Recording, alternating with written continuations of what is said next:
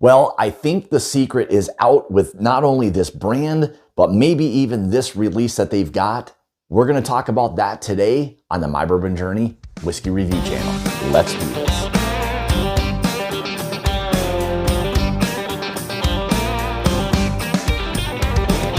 We got this whole town rolling, weekends here, let's get the night going.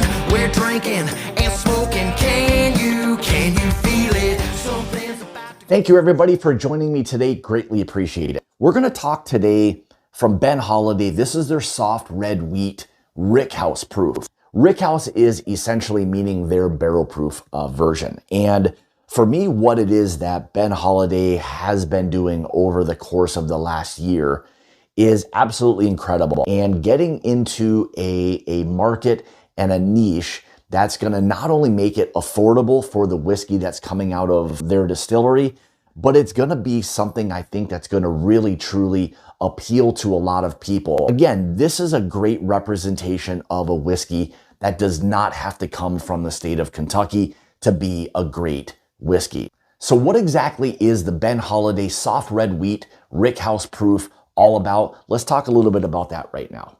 So as I had mentioned before, Rickhouse proof is essentially their barrel proof. This is coming in at 120.1 proof.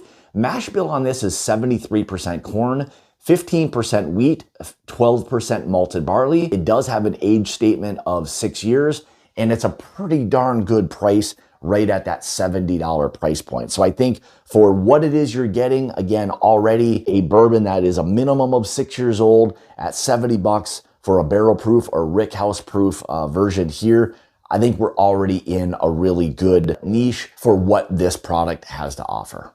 So let's take a look at the color on this. So as you can see, a really nice kind of burnt orange type of color, medium kind of mahogany-ish kind of color, but a really nice overall burnt orange type of color. Moving the whiskey around the glass, pretty decent legs forming on that. Really a nice ring around the glass. Not sure if you can see that, but overall fantastic, fantastic oils showing up on the glass. All right, so let's go ahead and see what this one's gonna give us on the nose. So right away, beautiful, beautiful baking spices. There's these nutmegs, cinnamons, almost a little bit of a pastry-ish note, kind of doughiness that's there. Again, this is gonna be a soft red wheat. Really fantastic overall brown sugars. Almost like a creamy caramel as well. It smells really like a rich, fresh, creamy caramel is really what it is. Soft kind of like wheat grain note.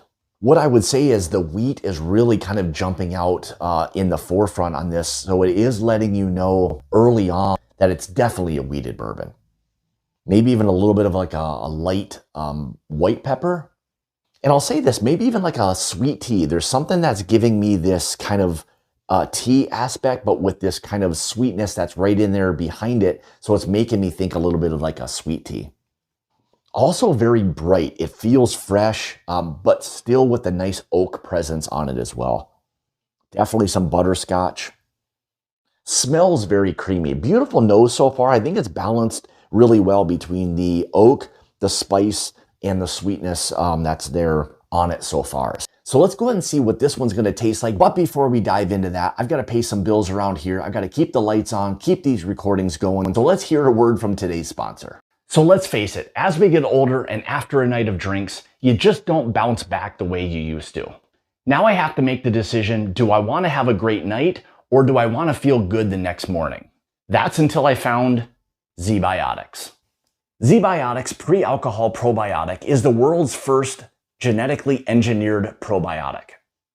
It was invented by PhD scientists to tackle rough mornings after drinking. So how does ZBiotics work? When you drink, alcohol gets converted into a toxic byproduct in the gut. It's this byproduct, not dehydration, that's to blame for your next rough day. ZBiotics Pre-Alcohol Probiotic produces an enzyme to break this byproduct down.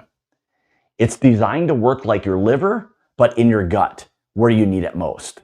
Just remember to drink ZBiotics before drinking alcohol, drink responsibly, get a good night's sleep to feel your best the following day. So how simple is this to use?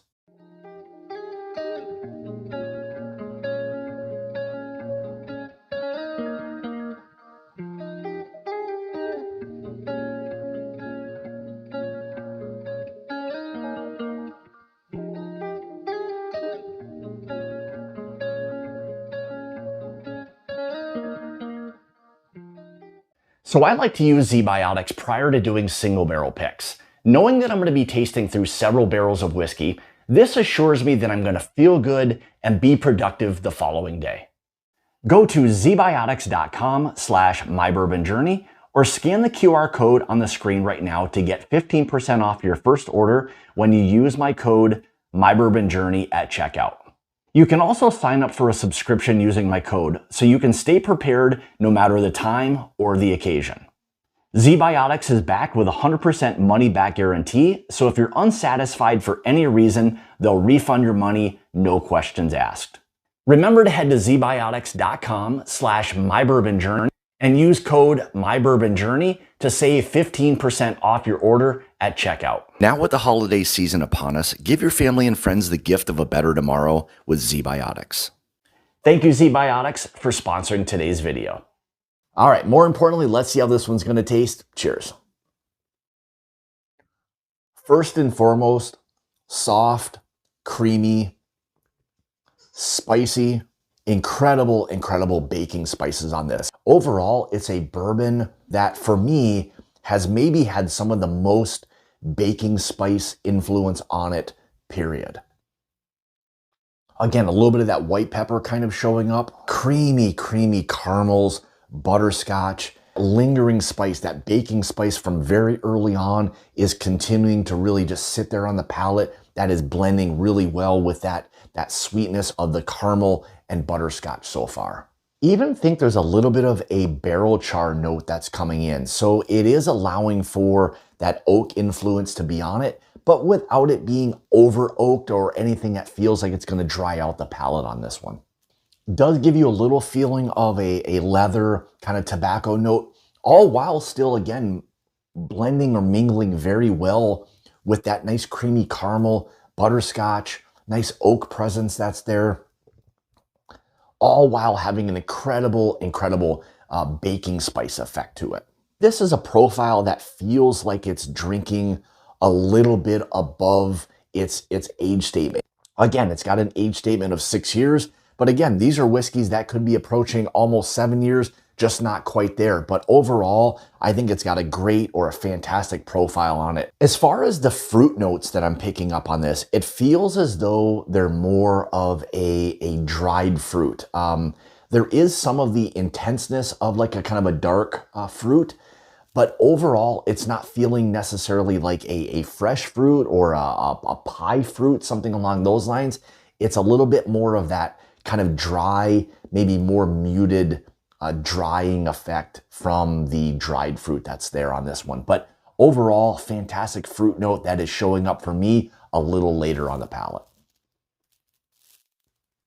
Again, like I mentioned before, there's a little bit of this herbal characteristic, which I'm also still feeling like I got on the nose, that there is this sweet tea feel to it, but with a little bit maybe more of the tea aspect to it. It is still sweet, but not so sweet like an actual sweet tea. But there's that herbal characteristic that is blending or mingling very well with the overall sweetness and that great baking spice effect. So overall, I think it's a really incredible bourbon. And at 120.1 proof, it's probably drinking right at or on that kind of proof point. And it feels like that 115, 120 of course, which it is.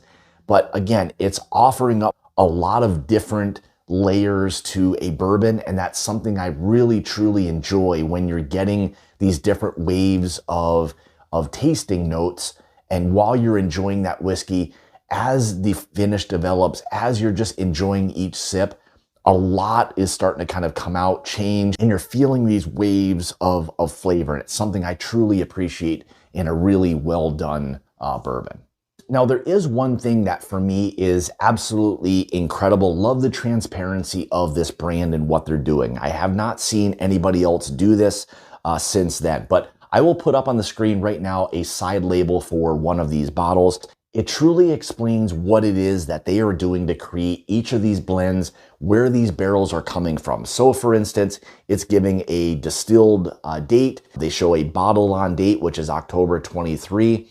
Shows the floor numbers. They have ricks of 1, 2, 3, 4, 5, 6, and 7. Shows the percentage of barrels from each floor used to create this blend, which for me is absolutely fantastic. And what it really is doing is, as they come up with some of these different releases and batches, it's going to start to show you or give you the influence of what some of those barrels from particular floors are doing within these blends. So for instance, on this, the highest percentage of barrels was coming from floor number 4. The second would be floor 3, and then 5 and 2 and 1 basically make up the other 3 floors that they were pulling these barrels from. So again, different percentages, but I love that idea. So going forward, that profile is going to more than likely change based on the amount of barrels they're pulling from each floor. And again, they're going to show, like I had mentioned before, right on the side label there